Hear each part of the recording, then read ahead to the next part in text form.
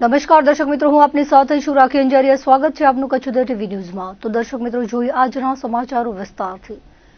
રાપરના ત્રિકમનગર વિસ્તારમાં મામલતદાર કચેરી પાછળ રહેતા બળદેવ ખેતાભાઈ કોહલીના 23 વર્ષીય પુત્ર દયારામ ઉર્ફે દયાલની કરપીણ હત્યા કરવામાં આવી હતી. પોલીસ ફરિયાદ મુજબ આરોપી દિનેશ તળસી કોહલી અને પર્વત પ્રતાપ કોહલી ફરિયાદીના ઘર પાસે બેસીને ગાળો બોલતા હતા. આ સમયે મૃતક દયારામે તેઓને ઘર પાસે ગાળો ન બોલવા અને ત્યાં ન બેસવા બાબતે ઠપકો આપ્યો હતો. આ વાતનું મન દુઃખ રાખીને દિનેશ તળસી કોહલી, દિલીપ તળસી કોહલી, હરેશ ઉર્ફે મુકેશ તળસી કોહલી અને પર્વત પ્રતાપ કોહલીએ પૂર્વ આયોજિત કાવતરાના ભાગરૂપે દયારામ પર હુમલો કર્યો હતો. ઝઘડા દરમિયાન બે આરોપીઓએ દયારામને પકડી રાખ્યો હતો, જ્યારે અન્ય આરોપીઓએ તેના પેટના ભાગે અને સાથળ પર છરીના જીવલેણ ઘા ઝીકી દીધા હતા. ગંભીર ઇજાઓ પહોંચતા યુવાનનું મોત નીપજ્યું હતું. રાપર પોલીસે આ મામલે હત્યાનો ગુનો નોંધી વધુ તપાસ હાથ ધરી છે. આ બનાવને પગલે ચકચાર મચી ગઈ હતી.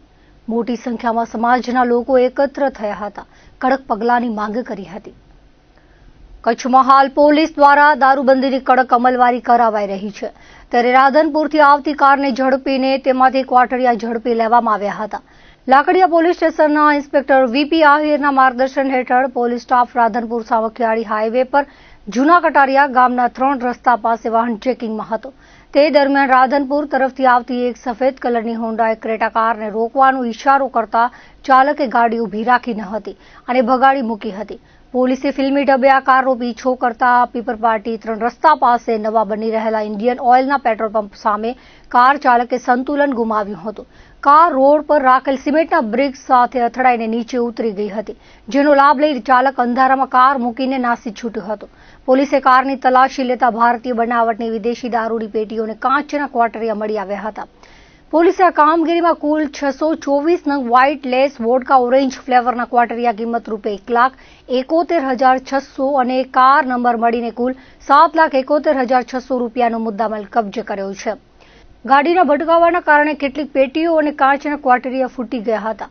હાલમાં નાસી છૂટેલા કાર ચાલક વિરુદ્ધ પ્રોહિબિશન એક્ટ હેઠળ ગુનો નોંધી તેને પકડવા માટે વધુ તપાસ હાથ ધરવામાં આવી છે.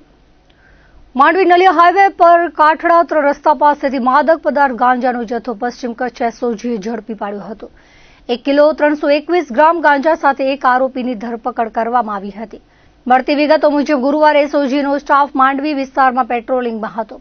તે દરમિયાન મળેલી બાતમીના આધારે કાઠડા 3 રસ્તા પાસે કાર્યવાહી કરવામાં આવી હતી, જેમાં આરોપી સાગર શાંતિલાલ મોતીવરસને 1 કિલો 321 ગ્રામ માદક પદાર્થ ગાંજા સાથે ઝડપી પાડવામાં આવ્યો હતો. આરોપી પાસેથી ગાંજો ઉપરાંત 3 મોબાઈલ, કાર, વજન કાંટો અને રોકડ સહિત કુલ 4,09,390 નો મુદ્દામાલ કબજે કર્યો હતો. આરોપી વિરુદ્ધ માંડવી પોલીસ સ્ટેશનમાં એનડીપીએસ એક્ટ હેઠળ કાયદેસરની કાર્યવાહી હાથ ધરવામાં આવી હતી. ગાંધીધામમાં પહેલેથી જ પીવાના પાણીની તંગી વચ્ચે જૂના પોલીસ સ્ટેશન નજીક પાણીની મુખ્ય લાઇન ફાટી જતા હજારો લીટર પાણી રોડ પર વેડફાઈ ગયું હતું. આ ઘટનાને કારણે સ્થાનિકોમાં અસંતોષ ફેલાયો છે અને પાણી વ્યવસ્થાપન અંગે તંત્રની કામગીરી પર સવાલ ઉભા થયા છે. માહિતી મુજબ લાઇનમાં એરલોક સર્જાતા દબાણ વધવાથી પાઇપ ફાટ્યો હોવાની શક્યતા વ્યક્ત કરવામાં આવી રહી છે. ઘટના બનતા જ પાણી વિભાગે તાત્કાલિક સપ્લાય બંધ કરી દીધો હતો, પરંતુ ત્યાં સુધીમાં મોટી માત્રામાં પાણીનો બગાડ થઈ ગયો હતો. ગાંધીધામ, આદિપુર, જોડિયા શહેરોમાં હાલ પીવાના પાણીની ગંભીર અછત બની રહી છે. મહાનગરપાલિકા તંત્ર મુજબ ટપ્પર વરસામેડી તરફથી પૂરતું પાણી ન મળતા સપ્લાય પર સીધી અસર પડી રહી છે. અગાઉ પાણી પુરવઠા બોર્ડ દ્વારા આશરે 40 MLD પાણી આપવામાં આવતું હતું, જ્યારે હાલ આ જથ્થો ઘટીને 25 થી 28 MLD સુધી સીમિત રહ્યો છે. રામબાગ વિસ્તારમાં ફક્ત 25 MLD જેટલું પાણી જ પહોંચતું હોવાનું સામે આવ્યું છે, ત્યારે બાકીના પાણી અંગે સ્પષ્ટતા કરવાની માંગ ઉઠી રહી છે. ગરમીના દિવસોમાં લોકો પીવાના પાણી માટે હેરાન થઈ રહ્યા છે, ત્યારે આવી ઘટના વધુ ચિંતા ઊભી કરે છે. જે લાઇન તૂટી હતી તેમાંથી નોર્થ અને સાઉથ 400 ક્વાર્ટર તેમજ હાઈવે વિસ્તારને પાણી સપ્લાય કરવામાં આવે છે. હાલ વહીવટીતંત્ર દ્વારા મરામત કામગીરી હાથ ધરાઈ છે અને જલ્દી પાણી સપ્લાય પૂર્વવત કરવાની ખાતરી આપવામાં આવી છે. કચ્છના ભાનુશાલી સમાજના પરોપકારી સંત ઓધવરામ બાપાના જન્મોત્સવને માણવા જખૌના ઓધવધામ ખાતે ઓધવ સાગર ઉમટ્યો હતો. ભારતીય સંસ્કૃતિના જતન અને સનાતન ધર્મના ઉત્થાન કાજે કચ્છમાં અવિરત કાર્યો કરનાર સંત ઓધવરામ બાપાના જન્મોત્સવને માણવા જખૌ ઓધવધામ ખાતે ભાનુશાલી સમાજ અને અન્ય સનાતની સમાજના ભાવિકો ઉમટ્યા હતા.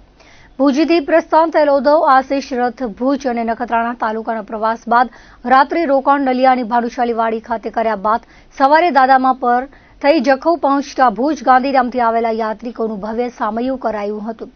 જન્મોત્સવ અને ઉદ્ધવધામ જખૌના પાટોત્સવ નિમિત્તે દર વર્ષે યોજાતી શોભાયાત્રા ઉદ્ધવરામ મંદિરથી અગ્રણીઓના હસ્તે પ્રસ્થાન કરાવાયા હતા.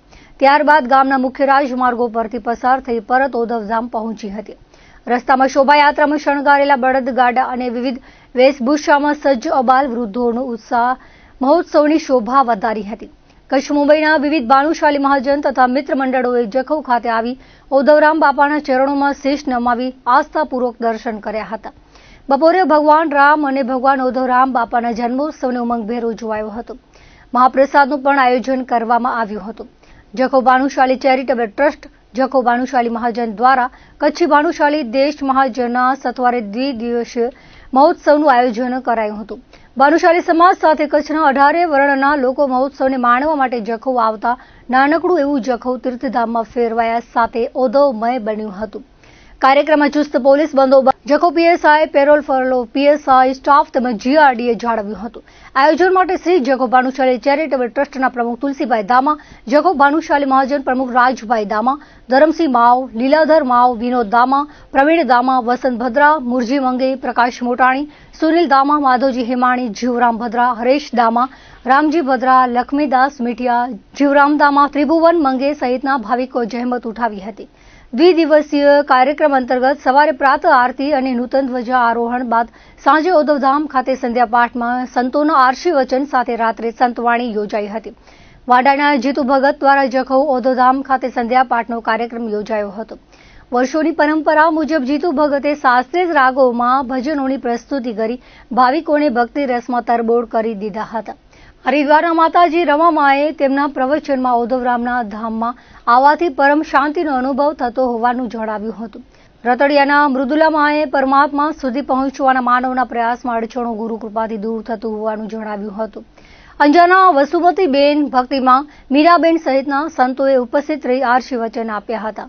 હાલ વાપી ખાતે કાર્યક્રમમાં ઉપસ્થિત રહેલા કચ્છી સંત હરિદાસજી મહારાજે વર્ચ્યુઅલી ઉપસ્થિત રહી સંધ્યા પાઠ બાદ આશીર્વચન આપ્યા હતા. 1962થી ઉદ્ધવધામોની સ્થાપના વાલરામજી મહારાજે શરૂઆત કરાયા બાદ આજે ભારતભરમાં ઉદ્ધવધામો ભક્તિ અને સંસ્કાર વારસના કેન્દ્રો બની રહ્યા હોવાનું જણાવ્યું હતું. ગાંધીધામ ખાતે ઉદ્ધવધામ માટે કચ્છુદયના મોભી ગંગારામભાઈ ભાનુશાલી ઉદ્ધવધામ સ્થાપવા લીધેલી જહેમતને તેમણે બિરદાવી હતી. ઉપસ્થિત સંતોનું શાલ ઓઢાડી પત્રમ પુષ્પમ સન્માન કરાયું હતું. સંધ્યાપાઠમાં કચ્છી ભાનુશાલી સેવા સમાજ ટ્રસ્ટના ઉપપ્રમુખ રણછોડભાઈ નંદા, દેવજી નંદા, કચ્છી ભાનુશાલી દેશ મહાજનના અગ્રણીઓ ગોવિંદ ભાનુશાલી, પ્રજાપતિ બાબુભાઈ ભાનુશાલી સહિત વિવિધ ગામના ભાનુશાલી સમાજના અને અન્ય સમાજોના અગ્રણીઓ ઉપસ્થિત રહ્યા હતા. રાત્રે ભવ્ય સંતવાણી યોજાઈ હતી, જેમાં કલાકારો વસંત ભદ્રા, શૈલેષ મહારાજ, દર્શાબેન ભરડાએ સંતવાણીના સુરો રેલાવી ભાવિકોની વાહવાહ મેળવી હતી. સંતવાણી સંચાલન પ્રભુભાઈ આહિરે એચવી સાઉન્ડના સથવારે ભાવિકોને ઉદ્ધવ ભક્તિના ભજનોની મોજ કરાવી હતી. જખૌ ભાનુશાલી ચેરિટેબલ ટ્રસ્ટના પ્રમુખ તુલસીદાસભાઈ દામાએ કાર્યક્રમનું સંચાલન કર્યું હતું. જખૌ ભાનુશાલી મહાજન પ્રમુખ રાજભાઈ દામા, પ્રવીણભાઈ દામા તથા સ્થાનિકના કાર્યકરો અગ્રણીઓ ઉપસ્થિત રહ્યા હતા. છેલ્લા 49 વર્ષથી આ સનાતન મહોત્સવ શ્રી રામ જન્મ મહોત્સવ અને ઉદ્ધવરામ જન્મ મહોત્સવ ઉજવાય છે. જખૌમાં સર્વે ભક્તો, 18 વર્ણના ભક્તો અહીંયા જખૌ પધારે છે. આજે 26 તારીખે આઠમના દિવસે લગભગ સવારે ધ્વજારોહણ થઈ અને સાંજે સંધ્યાપાઠ સર્વે સંતો મહંતો પધાર્યા. એમના જોડે સંધ્યાપાઠ થયું, 4 ભજન અને સત્સંગ થયો અને હવે રાત્રે સંતવાણીનો કાર્યક્રમ છે. કાલે ભુજથી, ગાંધીધામથી અને યત્ર તત્રથી રથયાત્રાઓ પધારશે. આ રથયાત્રા સર્વે જગા ગામમાં શોભાયાત્રાથી કરી અને બપોરે ઉદ્ધવરામ અને રામનો જન્મોત્સવ ઉજવાશે અને પછી સર્વે મહાપ્રસાદ લઈ અને છૂટા પડશું. હું સર્વે સનાતન પ્રેમીઓને હાથ જોડીને વંદન કરીને વિનંતી કરું છું કે આપ સૌ પધારો જખૌ, આવો જખૌ. બાપાનો નવો મંદિરનો આ જીર્ણોદ્ધાર થઈને આ તમે જોવા માટે જરૂર પધારો. આ અવધરૂપી જખૌમાં આપ ઉદ્ધવરામની ચરણ રજ લેવા જરૂર કદાચ અયોધ્યામાં પહોંચો તો જખૌ પધારજો. જરૂર તમને આ અવધનો અહીંયા અનુભવ થશે. પધારો જખૌ, આવો જખૌ. વેલકમ. ધન્યવાદ. કચ્છના પાટનગર ભુજ શહેરમાં આજે રામનવમીના પવિત્ર પર્વની ભારે હર્ષોલ્લાસ અને ભક્તિભાવપૂર્વક ઉજવણી કરવામાં આવી હતી. આ અવસરે શહેરના પ્રાચીન અને ઐતિહાસિક રઘુનાથજી મંદિર ખાતેથી વર્ષો જૂની પરંપરા મુજબ ભગવાન શ્રીરામની ભવ્ય શોભાયાત્રાનું સુંદર આયોજન કરવામાં આવ્યું હતું.